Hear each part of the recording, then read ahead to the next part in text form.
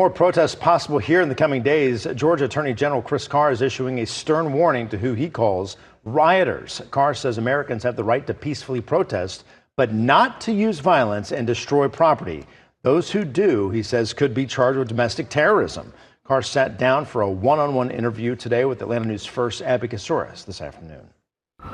The state's top attorney, Attorney General and gubernatorial candidate Chris Carr, drawing a clear distinction between protesters and rioters. Protesters use words and rioters use violence. There's no gray area. Attorney General Chris Carr and 25 other Republican attorneys general from across the country signing this letter of support for President Donald Trump's decision to bring in National Guard troops after protests turned violent in Los Angeles, committing to bring domestic terrorism charges against violent rioters in their own states, up to 35 years of jail time. This is the scene in Brookhaven on Tuesday night. For hours, people peacefully protested against ICE raids until Brookhaven police say aggressors started throwing rocks and fireworks at police, damaging 3 police vehicles. 6 people were arrested. You don't get to stomp on police cars. You don't get to damage property.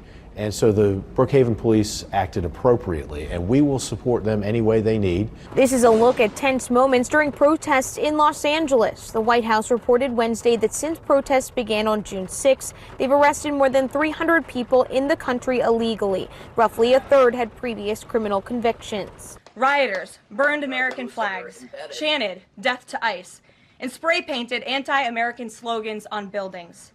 But President Trump will never allow mob rule to prevail in America.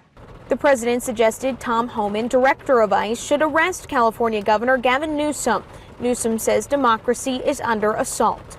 The rule of law has increasingly been given way to the rule of Don. Carr saying Newsom and other Democrats are creating an unsafe environment. You know, it's amazing to me to see the governor of the state of California, Gavin Newsom, now Stacey Abrams, gaslighting Americans, telling us we're not seeing the violence, that this is peaceful. That's absurd. There are protests planned here in Atlanta in the coming days, including one outside of the state capitol. In Atlanta, I'm Abby Casoras.